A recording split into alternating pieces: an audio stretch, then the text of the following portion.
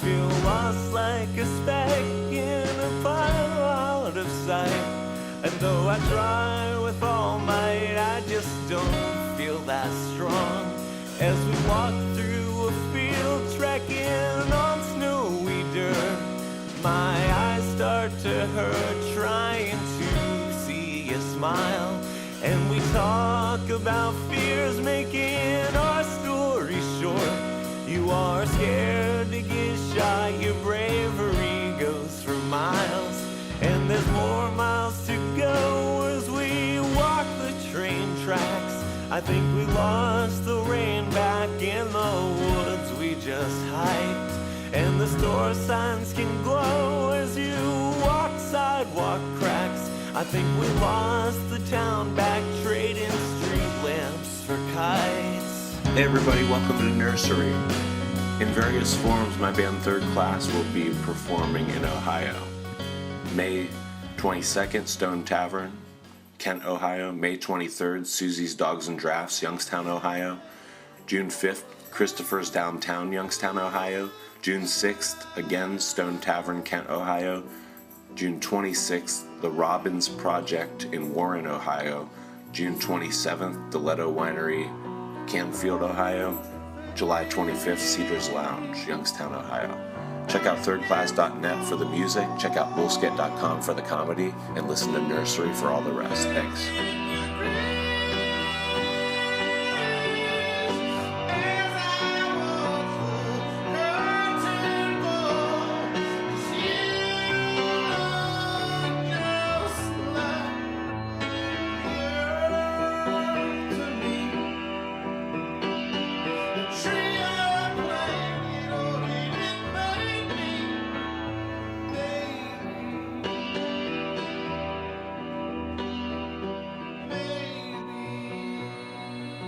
How many have you done so far?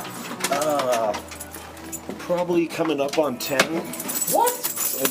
The ones that are online right now are just a handful, but they're not sequential. You can listen to any, you know, you don't got to start, you don't have to catch up. Oh shit. I'm taking key if you ever want to break in.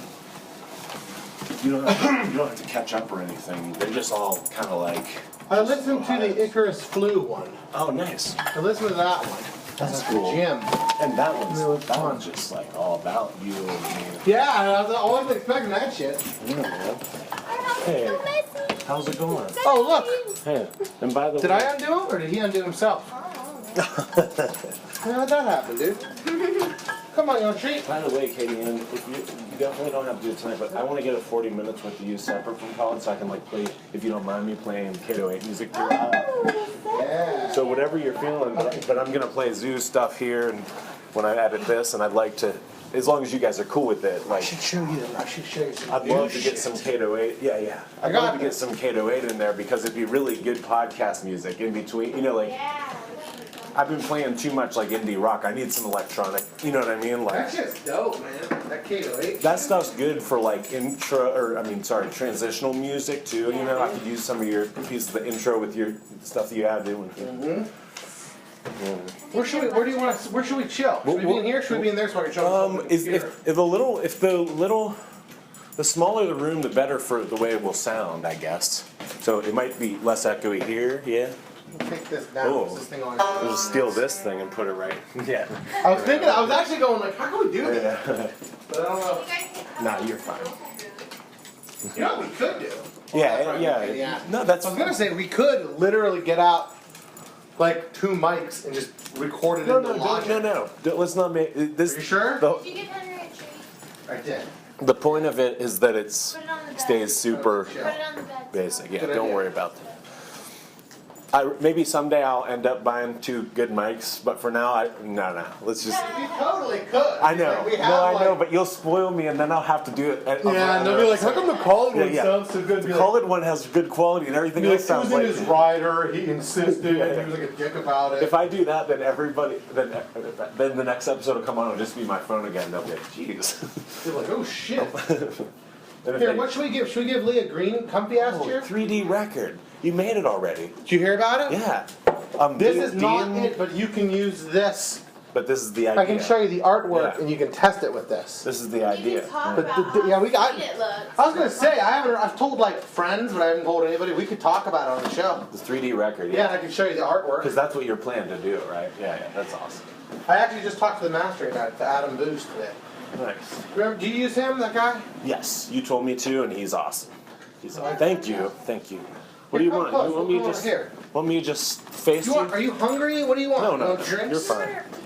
You want No, pizza? no. You You're want good. some Sorry, coffee? man. I'm getting your floor wet. Look at Dude, my. I am too. Are you came in okay? my shoes. Yeah, you're good. Okay, let me Do plug. you want Do you mind me plugging in No, while we totally, do? bro. All right. It's a pretty cool mic you got there. Yeah, it does the job. It's nothing. It doesn't really sound better. It just noise cancels a bit. That's all. Gotcha. It sounds still like iPhone mic, which is a good. Mic. Yeah. Hey, bud. My brother recorded his whole album on an iPhone. Which was You kidding me? On an iPhone? Yeah. That's awesome. It was weird. It was like when I was talking to Icarus, he was like, "Hey, Oh, that's so he's like, neat. I had trouble remixing your Seattle Stars. What about Steve?" And I was like, "Steve didn't have any trouble." Icarus was like, "Figures." He had his phone and he got it done, and I couldn't do it with like my son. Did he do it on his phone? Yeah, he remixed, but he used samples. He remixed, and then he sang. He made it easier because he put his own vocal, so you didn't have to. So you didn't have to I didn't match have up. an isolated vocal. That's what made it hard. And we, Yeah. as you know, I'm recording. Sorry. That's As we know, I tried to sneak up on you. I recorded since we were outside with the dog. you serious? So that we get kind of real candor. Oh, that's cool. I hope I said Cereal. something. I hope I said something Yeah, interesting. yeah, you did, but I think that like Steve just was able to knock it out, but we don't have any sort of we're not metronomic. It's hard to remix our Yeah. stuff. That's all right. Yeah. I had fun. We had a lot of fun redoing that, actually.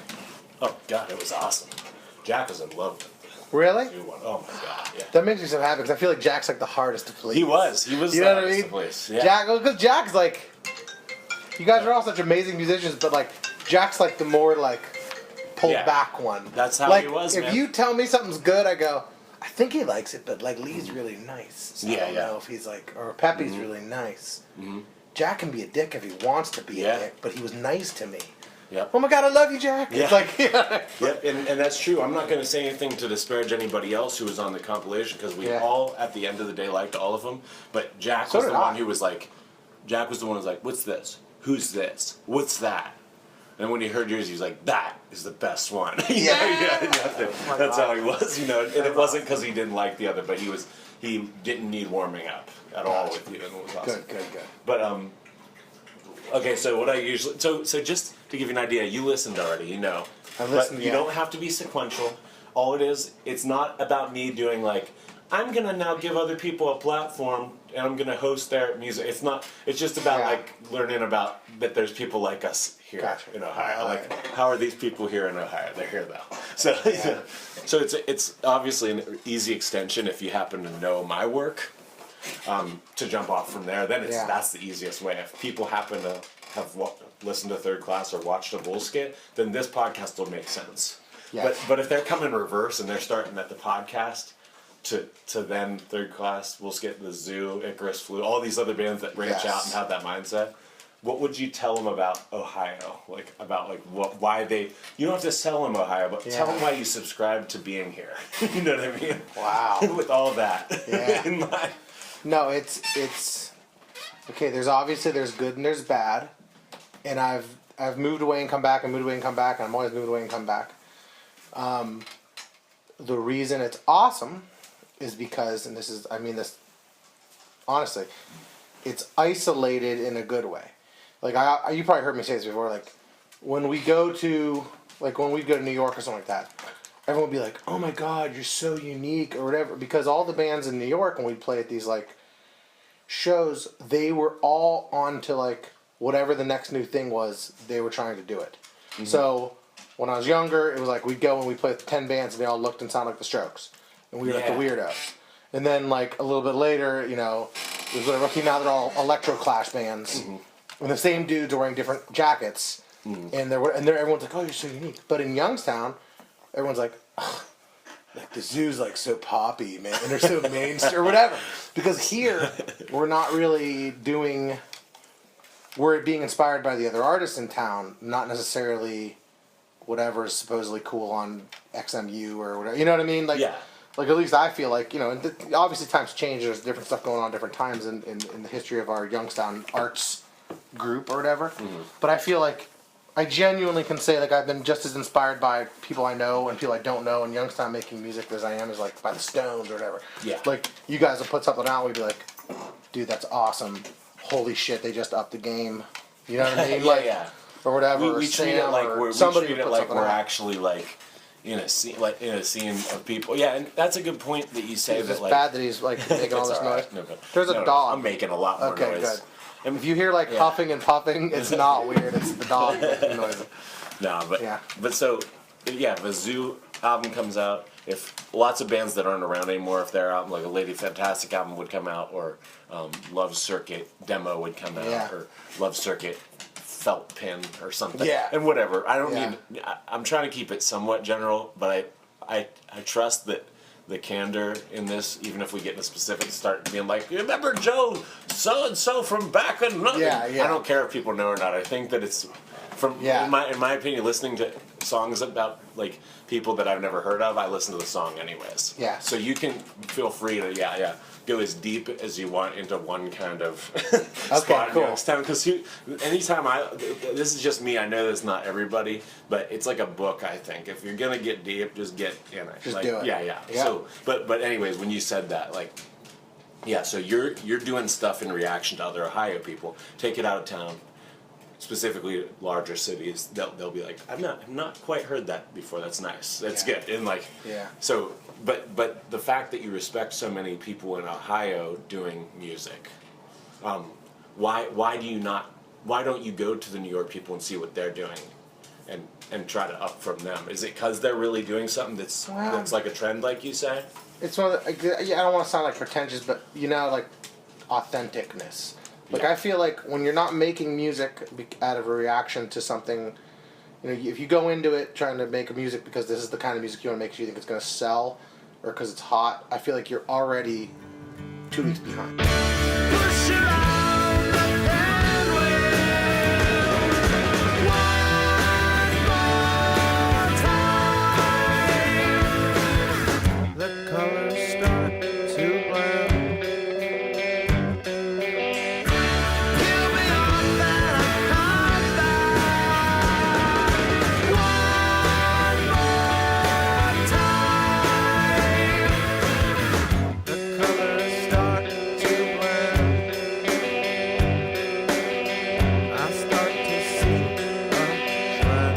I mean, don't get me wrong. There's a really nice. There's a great market of people. I'm sure that. Is this dog making too much noise? No. Okay. Dude, listen to the other ones. This is there's dogs. Okay. Oh my God, my dog has his collar on and the whole time. It's so annoying. Because he's like chomping around with socks in his mouth, trying to get us to play with him. Don't worry about him. Okay, so what the hell was I saying? Oh yeah, so no. I mean, this is like I'm not trying to be. I'm not trying to sound like that dude. But like, there's plenty of people out there that make a good living off of making music, and maybe it's not what they're going for, and I don't mean to discourage those guys at all, but for what we're trying to do, I think most of the people around me in Youngstown and in Ohio in general, a lot of them are doing music because it's what we do. It's our own entertainment, it's our own pastime, it's our own expression, it's the way we bond and make new friends, it's the way we share what we're thinking, it's the way we tell our stories and all that kind of good stuff, rather than some kinds of music I think are, and it's not, like I said, it's not I'm into, but I know there's people that are like, okay, this is hot right now, we got to make a song like this because it's totally going to blow up. Well, I think because we live in this strange, depressed town like Youngstown, in the kind of the collective history of this town is a little beaten down. I'm sure people from Youngstown will understand that, but there is a little bit of like, you know, oh, well, what do we do now? You know, whatever, blah, blah, blah, blah. But blah, blah, blah, blah, blah, blah is all you hear from me. When I scream, babe, I know you.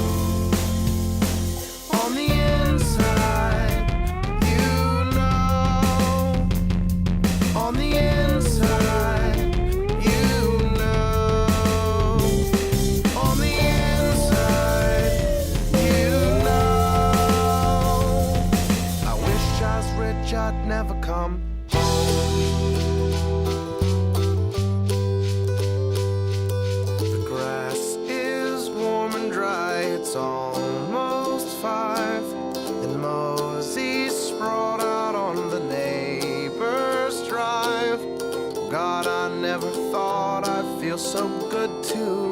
life in Youngstown. The people I know that we became friends with and we made music with and we bonded with are all people that did this kind of stuff. Like you guys, you make bull skits, not because you don't ever write a concept for one, probably because this is going to have, tremendous potential to be a viral sensation. Yeah, you do it definitely for other people, no doubt, but you don't do it in the sense that if you do it for everyone, someone said this once, if you do it for everyone, you reach no one, is that right? That's absolutely true. Yeah, I think that does happen. And that's a good thing to say, because I don't think of it like, oh my god, like we're just doing it for us. It's not that. No. But we're doing it for different reasons than, I feel like we're not instantly chasing the latest idea or the latest whatever. We're doing it because we want to express ourselves. We're doing it because we want to make something new, and we're doing it. It's all kind of comes out what we sound like, really. If that makes sense. Like as different as one third class record is to another one, or one Zoo record is to another one. They still sound like third class records. They still sound like Zoo records. So it's in most of the guys I can think of. Yeah, and I had DJ earlier today already, and he said something good about that in the future that a lot of art, even if it's like folksy, simple, stupid art, not necessarily music, just like craft, will be judged based on the culture it came from, and people will want that info in their head before they even look at it. Yeah, it makes a lot of sense. So, I mean, I'm not saying that's how to come at everything, but I kind of get from what you're saying that the artist has a couple barriers to get through before you you don't have to learn who the Zoo is. You don't have to learn where they're from really even. Yeah. But if someone's like, hey, this is Ohio, and they're doing indie rock in small town Ohio, then someone's like, oh, okay, I kind of want to hear that now. If they say that, then that's important. And I think that's why if you do a podcast, if you do a music video, if you do a broadcast of some sort, just to, that's the little just a little connector to. You don't have to have it, but it's your little study cliff notes to I agree to music. I don't think you can separate art from the place it was created, from the culture it's created in, and that's always important. You know what I mean? In every kind of, there's always movements, very small and very big, that affect everything that's going on at a certain time. And it's always funny for me, when you're little, you kind of romanticize your rock heroes or whatever, and then you hear Paul McCartney will say something like, "Oh, I wrote that song. I was just trying to make a Lovin' Spoonful song." And you're like, what? That song means the world to me. He's like, no. Yeah. I was trying to show off that I could do a Lovin' Spoonful song.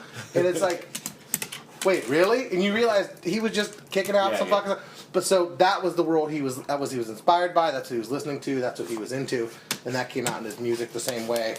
You're always kind of infected by what's going on around you. Yeah, okay. So working backwards, mentioning Paul McCartney, you got to work as a fifth chair or something crazy? Tell me just a tiny tidbit about that. Give me a rundown. For which thing? For Paul McCartney, and then I'll go backwards from there. We got to film him, an interview. Okay, here's what happened. We got to interview. I produced a segment for Ohio Public Broadcasting that was a interview with Brian Ray, who is his guitar player. Mm-hmm. And we did a thing during the day, and it was awesome. And I was just the director. Mike Moritz interviewed him, and we hung out with him all day. And then at the end, he was like, "You guys are coming to the show, right?" And I was like, "Sure, yeah." I mean, no, I don't have a ticket. It's probably sold out. He goes, "Oh no, I'll give you these VIP, whatever." So he gave us these awesome. They were VIP. He's like, "No, they're not press passes, so you can't bring your big cameras and stuff." He goes, "But they're VIP." So I thought it was just going to be some nosebleed seats or something, some kind of whatever. But I was like, but they're called VIP. But he was kind of downplaying them. We get there, there's this party ahead of time. There's all this food, all this vegetarian layout, this big spread.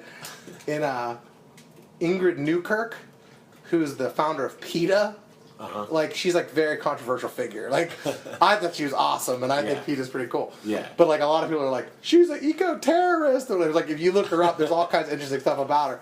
But so she was just like, "Oh yes, I work with PETA," and we're just sitting there eating some fucking. I'm sorry, I'm swearing. We're just eating some crackers.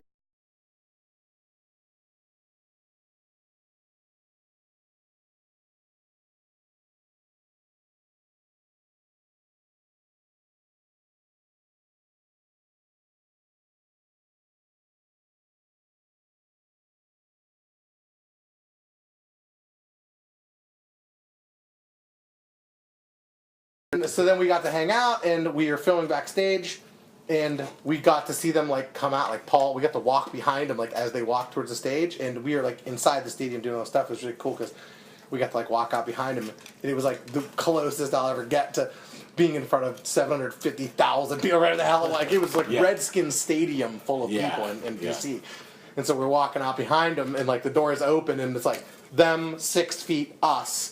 And I'm looking at the back of Paul McCartney's head, and he like waved to us. It was real nice. We didn't get to like hang out with him or anything. But so we're walking out, and you just hear the roar of the crowd, and the doors open, and I'm like, oh my god! Like I can't even imagine playing for a stadium full of people. And we were right in the front. It was really really cool. So Brian Ray's fantastic dude. It was really really nice. And like he was doing that like rock star stuff. Like he'd be up on stage and he'd like look at us like it was like a finger, like hey guys, what's up? Like the, you know what I mean? Like the, Well, cool. I defined it wrong when I said fifth chair, but I heard that. Were you traveling a bit, like paralleling a zoo tour with a Paul McCartney tour? Well, Or I later had in something that, like a couple months later, he was in Atlanta, and the zoo was playing in Atlanta. Yeah. And I contacted him and I said, hey, well, can we get a little more segment, or get a little more for the segment? Okay. So we went to his hotel and we filmed a little more stuff there, which was awesome. And like,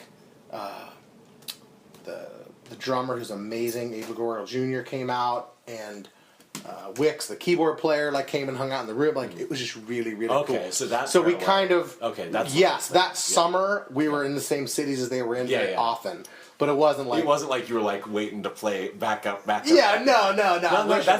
Well, what you said's even better, really. If you got to work media production and it was do really stuff cool. for people that were working with Paul McCartney, that's even better because then you get to just be, face to face with. That's it was very, very fun. And to explain to people that don't know what you do aside from music is you do media production, like our friend DJ does from Bitter Alms. He does media production, different kind of scene for him, but you guys both. It works. It probably bleeds right into your. Absolutely. I mean, you especially work from home all the time, travel for work and stuff like that. But anyways, going from the Paul McCartney thing, media production, to, we play a bunch of shows in Youngstown with you, the Zoo, a bunch of other bands I could name. I could go on and be an old grandpa, but we'll just say Youngstown people connect if they're creative. They just do. They can't help it. And then play a bunch of shows, bars shut down. We'll go back a few years. We play at bars like Cedars, Nibingy, blah, blah, blah. Different people playing in the Zoo, different people here and there. You playing solo in a coffee shop when we meet you. We meet you at McDonough Museum.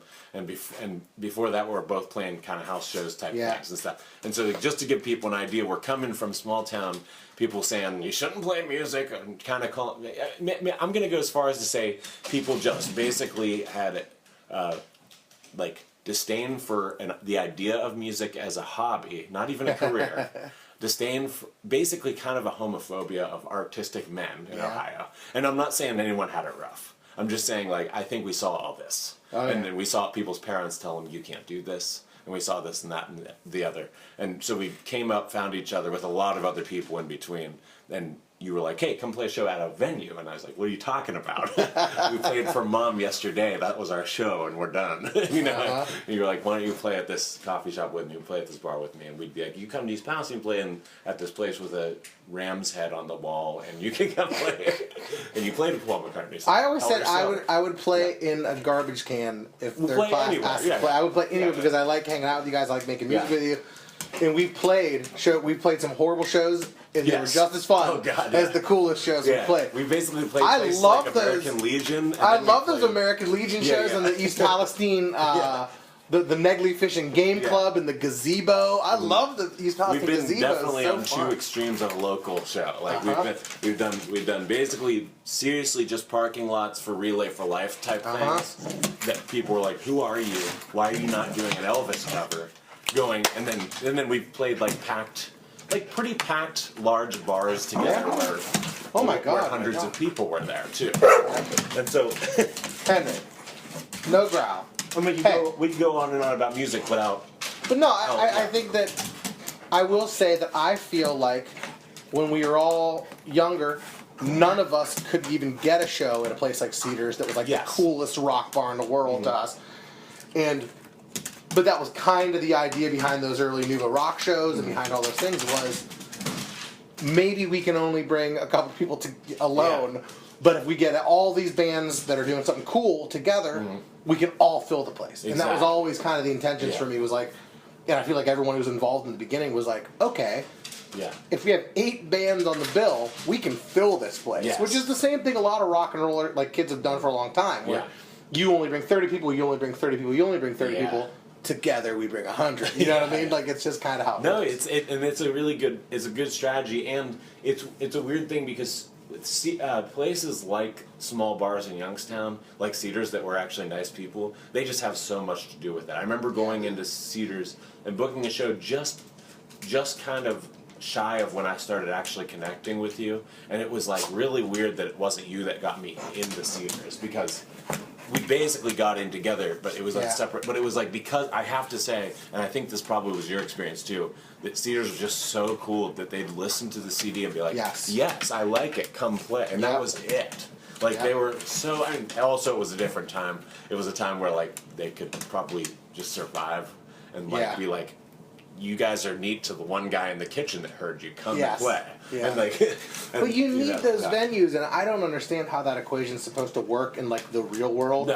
But I know. You need those venues that take chances on bands because they think they're doing something cool, and because they think that they're doing something worth hearing, even though they may not have a draw. You know what I mean? And I know that's always the hard part, because against that, when there's also those places that will put anybody on any bill if they bring people, and then you have an uncohesive scene where, like, those stupid Cleveland shows, those guerrilla marketing or hardcore marketing, where they have this band that's a metal band that'll bring 30 kids, and this band, which is another band that's maybe like not even similar at all, is going to bring 30 kids, and they're going to put them in one night, and then all the kids that come for the first band leave before the second band starts, and it's just like, sure, the venue makes money, and I guess that totally makes sense, and I'm not a venue owner. But I mean, the idea of a place that gets known for having quality music, over time that will build like a pool of people that are interested in seeing what's going on there. And I think that's what happens at Cedars. And it still does. They're still kicking, they move locations, but they're still the place. They're the place. There's other places downtown, they'll come and go, and they're awesome as far as just picking up stragglers that will then become Cedars people. Totally. That's how the... Well, and then Cedars always had really good sound, and Cedars always had cool people. And it's Cedars better always now. It's better now. The sound's even better now. And I always feel like when I was young and we go to Cedars, it was always full of artists. Yeah. I mean, of all kinds. I mean, I feel like you go sit with somebody at the bar. What are you doing? Oh, I'm a sculptor. You know what I mean? I'm a painter. Yeah, man. I'm a dancer. I'm a DJ. You know what I mean? There's always people at the bar. The people at the other show were other musicians. They were actors. They were directors and local film guys and local theater guys. It just has always brought those people there, and I think that's why that's so cool there. You know? And I've always thought, just to paint a picture, guys, if you've never heard of us, if you're some random person that just started upon, what I'm saying is that second episode of Saturday Night Live, Khaled is Paul Simon, and third class is Randy Newman. Do you remember that episode? No. Yeah, no. This is what happened. Paul Simon's on. It's really obvious that what he said was, "I'll come on if Randy can play a song," and that's how I feel about you guys. I'm not saying any confidence. I'm not wavering any confidence, but I'm saying artists and musicians. We're musicians. Yes. And you guys are too. And we've done our best to get out of that and start just appealing to like everybody. Yeah. And I think we've done that to an extent in small town Ohio. Yeah. But at the beginning it was like, that's what happened. It was like, so Paul Simon comes on, probably does Bridge Over Troubled Water, and there's this little spot in the middle where Randy Newman plays half of Sail Away. And, wow! And he on the piano. And it's way better than Paul Simon. It's like, I'm not saying we're better, but I'm saying it was it was like the thing where you go and you're like, it's not because Randy Newman's any better, but you were just. But you're going to to vouch what did for, he just? He set aside this little spot for this guy. I'm tuned in. Even if you hated him, it wasn't that he performed better, but it was like sometimes you guys would sacrifice the attention you guys were getting to be like, guys, you gotta check this other band out. Because we really liked you. You said they were good. Always listen to your stuff. That's the way to get people in. Hey, and it's definitely happened vice versa. Being from East Palestine, from East Palestine, we brought you to small town. And people are like, you guys are New Yorkers as far as we're concerned. So no, that's just one way to put it. What I'm saying is being surrounded by artists and musicians is the only way to get going. Yeah. Like if you're, no wonder so many have come and gone. As far as I do think that bands, you should surround yourself with people that are better than what you are and learn from them. Yeah. You know what I mean? So it's like if somebody was doing something cool in Youngstown, I wanted to be around them. I wanted to absorb whatever they were doing because we were all collectively making mistakes and succeeding in our own little weird pockets of success and learning from shit we did wrong. And the cool thing was to be able to go, okay. And it was always like that. I feel like it's always been like, hey, dude, where'd you get those stickers made? Oh, cool. Yes. Well, we're doing those here. Or, hey, how'd you get that guy to listen to your music at that venue? Right. Oh, well, we sent him a CD, but he only wants it online. Or blah blah blah. Or we just went down there and talked to him. Mm-hmm. Or don't talk to that guy. He's full of crap. He doesn't really book it. He's just the guy that's like whatever. So we would always kind of learn from each other and kind of like gain from each other's mess ups a lot. I feel. Oh yeah, and I could go on for hours and hours about different ways, like where I was driving and I listened to the Zoo and it got me through something, or you were driving through Colorado and you're listening to us, and we could go on for days, man. So let's do another one sometime. We're trying to not collectively and you're so great. You hang up. You hang up. Yeah, and it's totally, it is like that. But but just so you know, I really do. Yeah. Yeah. Anyone who knows me knows that I'm genuinely a third class fan, and I apologize for if we come off that way. Yeah, but it's not even that. It's just that everybody here just is magnetic to each other if they're creating art. I'm just friends with so many people from Bliss Hall who have varying degrees in different kinds of art. Yeah. I didn't do a thing. We just found each other, man. Mm-hmm. So like that, this is just a weathered example of that, like where we've known each other for long enough that we just have to be that way. You hang up.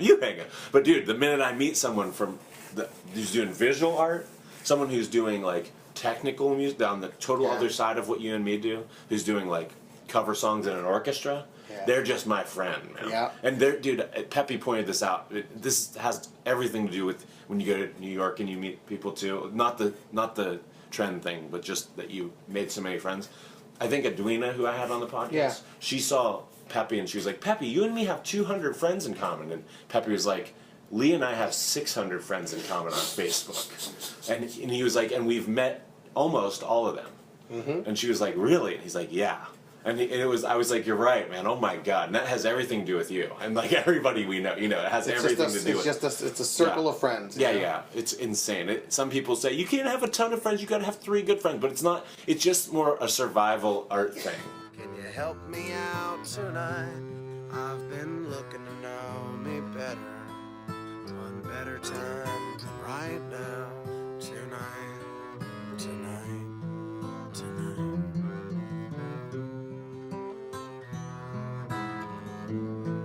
And I'm so bitter sleazy, and you know that I know you're the only one that can please me.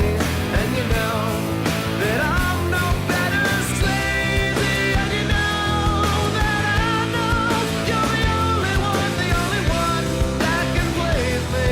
And you know that I'm But one last music thing. If you had one song and you had to listen to it on an island for the rest of your life, and you're the only person on the island, you had food but nobody else was there, and you just had one little cassette tape that you hit play and rewind on over and over again, what song would that be?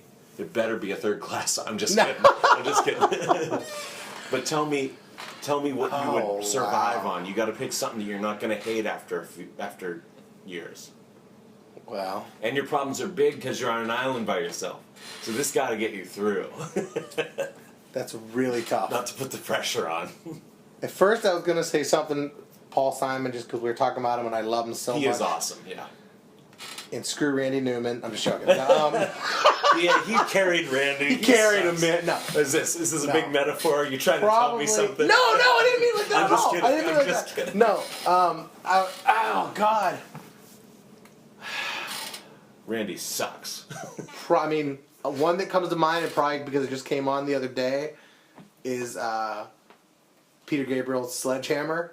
Oh, and that's kind of long too, right? Yeah, it's long. It's got a lot of different stuff. And the thing I always say about that song, and that's probably would not hold up if I'd listened to it on repeat on a desert island, but I always say that it's a song that every time I hear it, I like it more. which is not, and that's actually, it's not a backhanded compliment. I'm saying when I was younger, I was kind of like, yeah, whatever, it's cool. Yeah.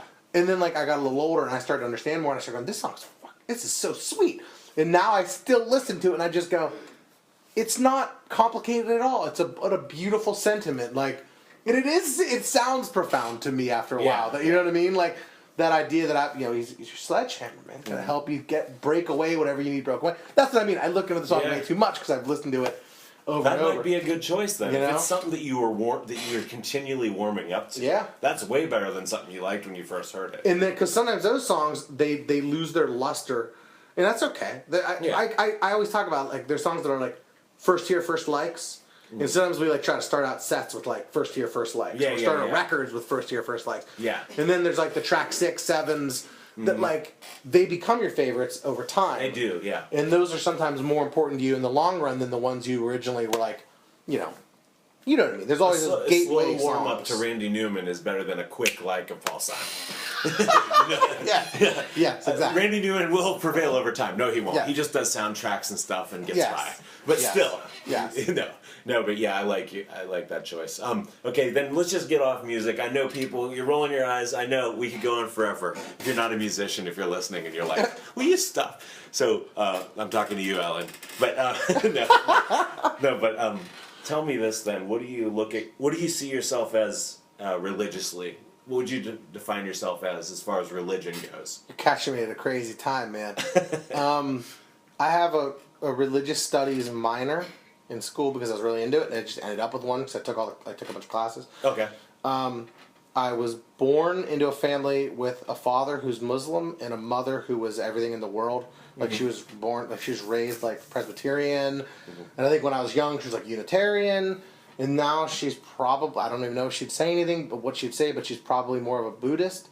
My brother is very religious minded. We grew up in a household with a lot of Eastern thought. When I was in middle school and high school is when they started getting into it, my brother and my mom. My dad, even as a Muslim, was like a Sufi. I don't know if you know what that is. It's like a very mystical version of Islam. Like it's not Shia, it's not a Sunni, it's a very, check it out if you're ever interested. It's Sufism. There's a Sufi poet that had this thing my dad used to say all the time when we were little. I'm probably getting deep out of nowhere. Sorry about this. No, this is just good. a really This is cool why I wanted way. out of this question. No, this is a cool thing that always rang true with me, and we used to say it when we were little, or my brother, I don't even know how, but this is like something we talked about in our house when we were little. That was the idea of, if you worship God for reward in heaven, I'm totally paraphrasing and destroying this beautiful poem, but it was, if you worship God for reward in heaven, it was a prayer. It said, if you worship God for reward in heaven, deny me that reward.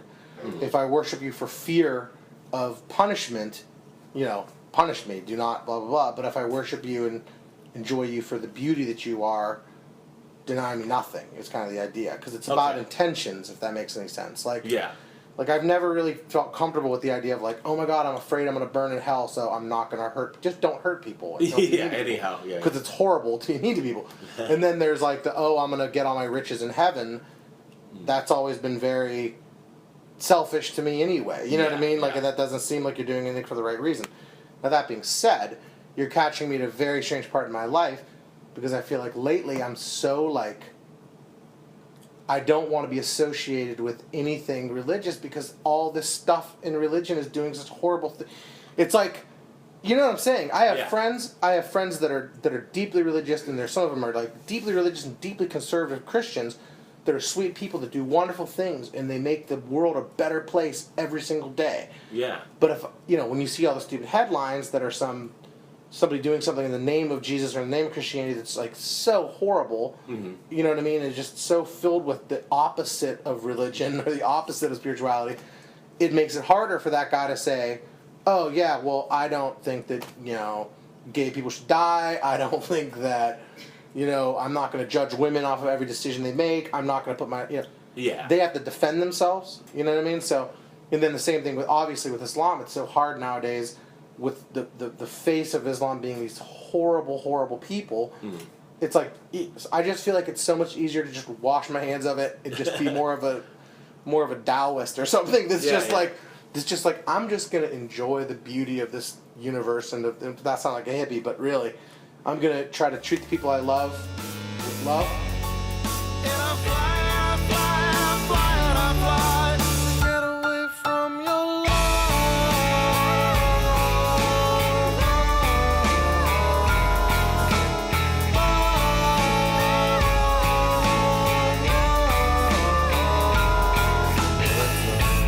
clear day, it's still the moon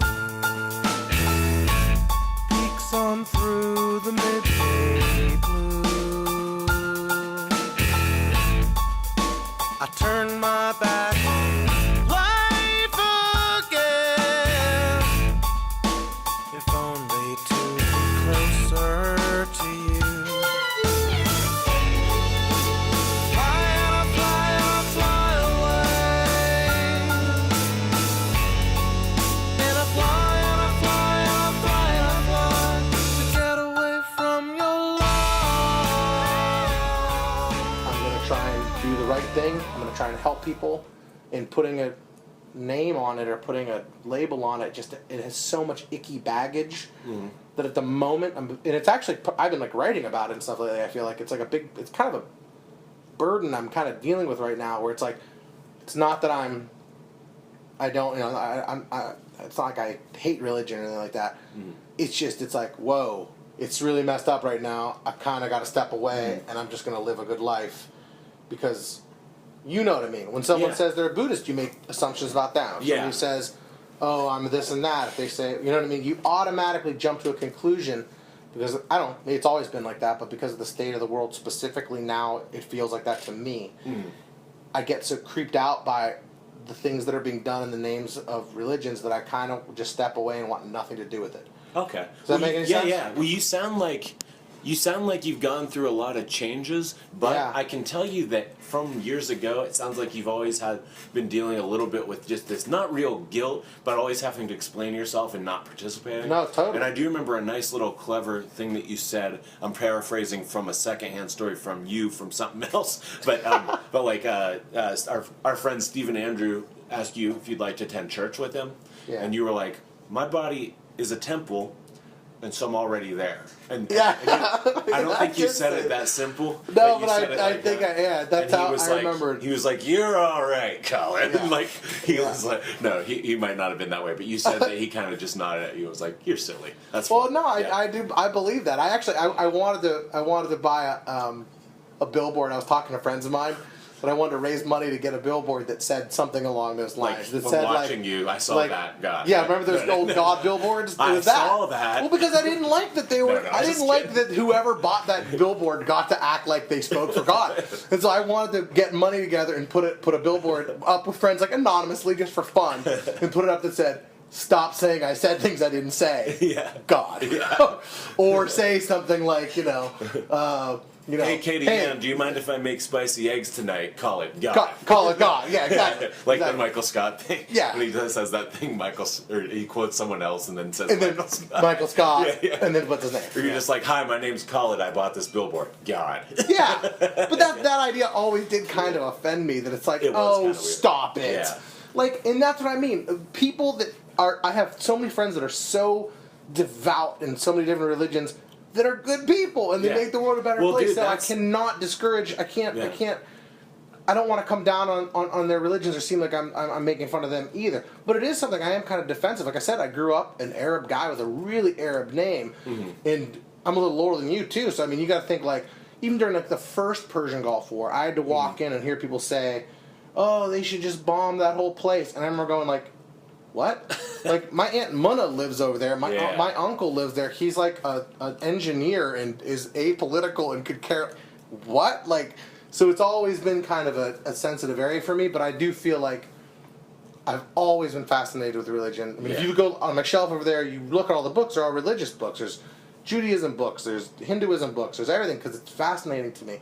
But like I said, I think because I'm so interested in them, I'm acutely aware of the downsides and the misunderstandings and all the things about these religions that can get very messy. I always think of religions as like they maybe it's, I don't want to make it seem like they're marketed, but I mean they serve different purposes. You know what I mean? Like And the things I love about Christianity, and I've always loved, and I love the Gospels, and I love reading because of that, is that it speaks out to people that don't have anything. I feel like it's a really good like liberation theology. Like it's really good for people that have nothing to be able to go, well, I have nothing, but in heaven, I will have this, or in heaven, I will. That's beautiful to me. Yeah. I think that Christianity gets very complicated in a country where everybody has everything. But all the words and all the world can't tell you what I saw. I'll think of you and drink to you and give it all I got. But all the words and all the world can't tell you what you do. If you could be right here with me, the way that I'm with you. Yeah, So yeah. it gets, you have to start picking and choosing the parts you like about it, and I don't Yeah. know. So it's very frustrating to me, but hey, if it helps it helps guide your life into a better place, I love it. Then Yeah. it's doing its purpose. And taking it kind of semi-satirically, even if the people didn't mean it, is like when I see that billboard and I say, "I'm watching you, God." I don't imagine the person that made that's like that's what God says. Yeah, I know. You know, Yeah. no, I'm not Yeah. saying anything against what you're saying. I Yeah. feel those same feelings. Yeah. But like, yeah, when I see it, I'm like, that's my problem, isn't it? The way that I'm taking it that way, Yes. isn't it? Like, Yes. it's like they aren't like, well, God does say that, so I'm going to put it up there. Like, Well, it's all fine if they're saying something that's like, "Isn't it getting hot?" Yeah, yeah, if it was it's all cuter, fine if it was a little cuter, Well, yeah. even those ones were. I feel Yeah. like they were unoffensive, but you got to think. You go, you go down south, and then even in Ohio, Yeah. there's like Leviticus says. oh, I know. Oh, they get weird. kill the gay, and it's like, what It says are you hell is talking real. about? Hell that is the real. most Have you not. seen that one? I haven't seen that It's one. between Cincinnati and Columbus forever when it says hell is real. That was Yeah, I all it don't. said. I don't like using. That's pretty crazy.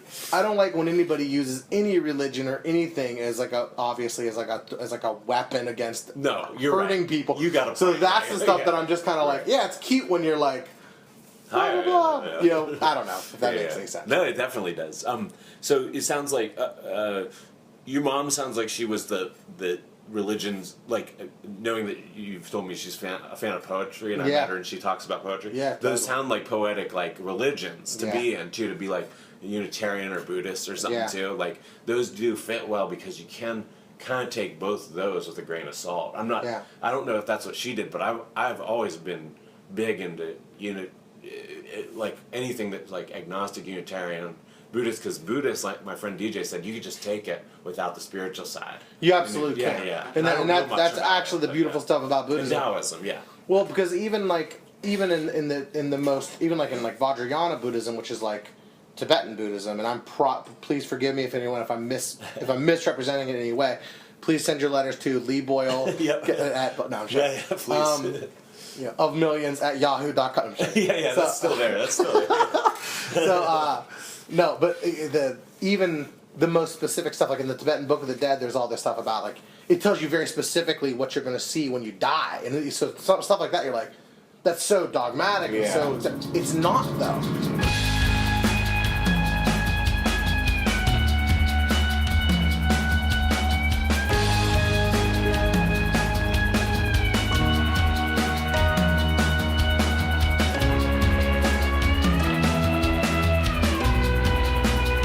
Yeah, I will feel the same till they lower my pine box. I think we both know, but neither one of us talk.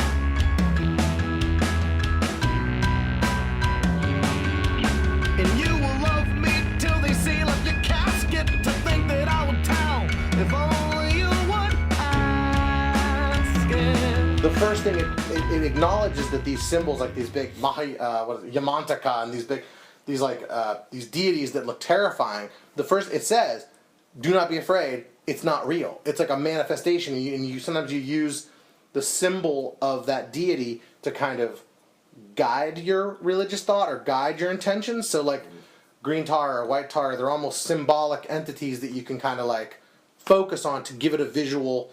It helps you kind of focus your energy or something like that, you know. Oh, cool. So even that stuff, it's not as, people. It's not really like idolatry. You know what I mean? Like when you see Right.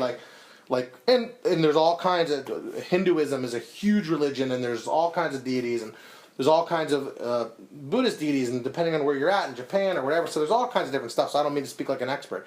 I'm just trying to say that I've always liked that part about it, is that it's very self-aware. Like, Yeah. I went and saw the Dalai Lama when I was younger. He came to Pittsburgh or something, and the whole point of it was, I always liked a religion that didn't tell you not to read, or said it was okay to read other religions.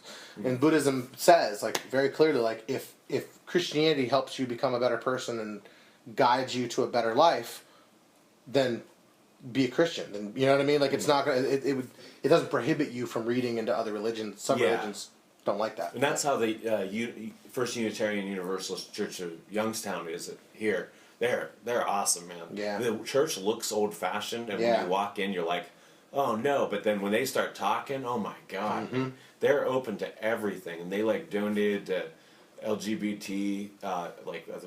We played there, and like I saw that. Yeah. That was so crazy, man. Like, I didn't know that exists right in the heart of Youngstown. I was just down there like the next weekend I was shooting something about that green thing, the big green thing. It's a food truck in Youngstown. Oh yeah. And they were outside of the church for the farmers market they have. Yeah. And so we were down there and we did some footage of that, and we got there's really cool stuff going on. Yeah, in those town. guys are cool. Yeah. And I'm sure I'm missing out on so much other. If we found that and stumbled on that, there's probably all kinds of stuff I'm just missing. You know. Yeah, there is. That I'm not having the time to figure out. Okay, then lastly, let me ask you: when you hear the word nursery, what do you think of? Just abstractly, for this situation. Well, I'm biased because I think of, in the context of you, I think of the tree farm nursery that you live. You don't live anymore. We don't, but that's a big part. Yeah. So in context of you, I do think of it like that. But that's a pretty tough question. I mean, obviously, I know. Obviously, I think of children. I think of babies. I think of that kind of nursery. You know what I mean, like a with a crib and whatnot. So. I do think that, oddly, because of you and the song you have, Nursery, in the podcast, and because I've been to the nursery, I do think of a nice, warm, fun, welcome, secluded place like that. Well, like see, that house you're just the perfect person to ask, because, like, part of the reason I just thought it fit the podcast right is because we're allowed to BS about Buddhism that we don't quite know yet. Yeah. We're like, I don't know if it's quite this. I'm going to paraphrase you from 10 years ago, Khaled. And because this is a little incubation conversation, being nursed. Yeah. So we're allowed to say whatever we want. That's our little get out of jail free I card. like that. I like how you tie nursery. that in. It's It's just an incubation of conversation. We can get our facts wrong. It's just about the demeanor. That's what people are listening to. Yeah. They're like, I don't know what Cedars is. I've never Doesn't heard of matter. Nibingy. But those places are now just these destination points in this little. Okay, I'm getting cheesy, but they're destination points in this story I'm listening to on this podcast with this interesting guy. So, okay, lastly, can you say hi to my mom? oh my God! Yeah. Hi. I want to thank you. That's our listener. I want to thank you, and I reference her often because I feel like, obviously all of you, and I consider Pepe part of your family, and your brother Steve and Jack and the entire third class crew, and extended crew of all the people that got the benefit of that wonderful nurturing nursery environment. Where I feel like, the reason you guys are so prolific and you make all this art all the time was because I'm not trying to take away your credit. No, she gets probably most of it. She does get a lot of it. Because you don't get that many kids that are that daring and artistic and are, doing the things you guys are doing. That's what without we opened someone this podcast supporting with. you. We were saying many parents say no. Oh, I know. Yeah, and thank you to my parents as well. But really, I feel like your mother is like just fantastic. I feel like she made a very safe place for you guys to create art, and that's kind of not to get big meta here. I think about Youngstown like that a lot because I think that because the spotlight is not on Youngstown, we get to create and compete internally and grow and have horrible shows and make stuff that sucks. So we can master our craft. Yeah. So that we could get better. And then when you get ready, you can share that with more of the world. You know what I mean? And I think that that's kind of the awesome thing about Youngstown, if that makes any sense. Whereas if you grew up in LA and you had industry friends and blah, blah, blah, blah, blah, or you grew up in New York or Nashville, and the stuff I wrote when I was 18 sucked. I don't know, I'm sure some people think stuff I write now sucks, but I think it's significantly better. You know what I mean? It's awesome. And I think that, like, when you're young, you need a place to put on your training wheels, kick some butt. Me and Katie Ann always talk about this, because it's like, you know, you get to come out here. Sometimes when we were young, we'd play for 2 people, and you give it your all, and you kick ass, and you do as good as you can. And then, when it comes time for, you know, not a bigger city, I'm saying being bigger shows in Youngstown, but there is something nice about not being under, it's a nice kind of cooperative nursery type of environment, you know what I mean? Yeah. Whereas if you grew up in LA and you had friends and family in the industry and blah, blah, the first thing you wrote when you were 18, they might release it on a record, and it might suck and not sell and this and that and blah, blah, blah, blah. And you're under that kind of pressure to be amazing instantly. Here, it's a little bit more nurturing, and because of people like your friends and people like your mom and people like the people that come see our shows when we're young, and we got to just try things even when they sucked. You know what I mean? Or do a podcast with no, you know, I didn't know what I was getting into, but I feel completely comfortable. You know what I mean? Like, you just showed up at my house, and I go, let's talk. And I'm fine with that. Yeah, you know what I mean? I think the beauty of it is that the charm of the small things that we started out doing has never been lost. Like, my brother Steve called me when we played a house show here at your place with the Zoo, Katie Ann, Bernadette, Priska. And he was so jealous. He was so jealous. I'm mad. I wish he could have been. Where was he at? He was in New York or something, and he was like, "You guys having a house show in Youngstown? Oh man, I want to do that." Like, that's what is so charming, is that same old idea of a house show. After we've already like gotten a little better, we can play some stuff now, and all of us can do more. He's still like, oh man, that's the coolest thing in the whole world. That's like, why I'm glad. I'm glad that worked, and that was kind of Priska's doing, because Priska's our friend from Atlanta, and she had the Zoo played a house show there, and it was all other artists, and it was all friends, and it was all whatever, and everyone just kind of, we did, there's like 4 or 5, maybe like less, like 3 of us, 3 acts, you know what I mean, and everyone kind of hung out and sat on cushions on the ground. And the next night we played a show at a cool club down there, and I'm not gonna lie, it was something so wonderful about the intimacy of that house show, and we made each other food, and like we hung out with the people afterwards, and everyone got drunk, and people were sleeping on the floor, and da da da. So when she came to town, we wanted to do something like that for her. So we had like our friends come, hang out, play music, kind of that round table idea. We got to do another one of those. That was so good. We got to do another one of those. If you're listening to this, Lee's mom, Ellen, my mom, anybody listening to this, remind us later that we want to do another house show that is like that. That is like the round table setting where it's like, you know, like third class play 2-3 songs, then I play a song or two, then Katie Ann play a song, Bernadette did a song. It was like real relaxed. And it was just like, what are you going to do next? I don't know. This one. That was so good. That was so good. And so, and actually big thank you to you for taping, and then Crystal for taping. People captured it, and that was just nice too, because stuff like that never makes it to the light of day. It was just so nice that the one little bonus of us like being a little bit more like present of mind is that we were like, let's remember this time, like that we're doing. You know, I have these old tapes that like are half taped from our real early house shows, and like they're hard to you can't find the thread. But now, like with technology and just with us being adults. Oh, dude, I have literally a drawer of old, oh my god, what do they call it? DVC Pro tapes or something? Like, whatever. I don't even know how to get them onto my computer. Yeah, man. But dude, I have like a treasure trove of old Zoo, Third Class, Posture Coach, everybody.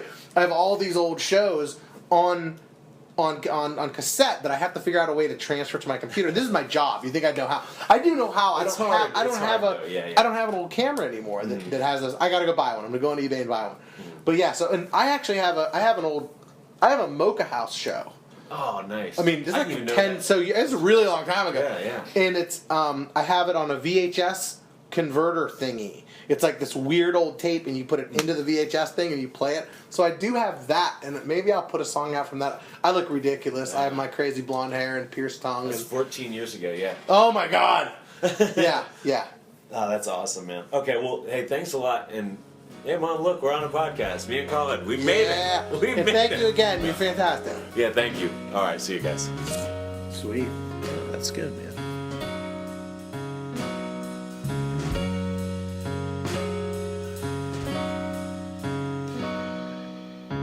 This podcast is sponsored by the Orange Avocado Alternative Bakery, specializing in vegan, gluten-free treats made with organic and raw materials.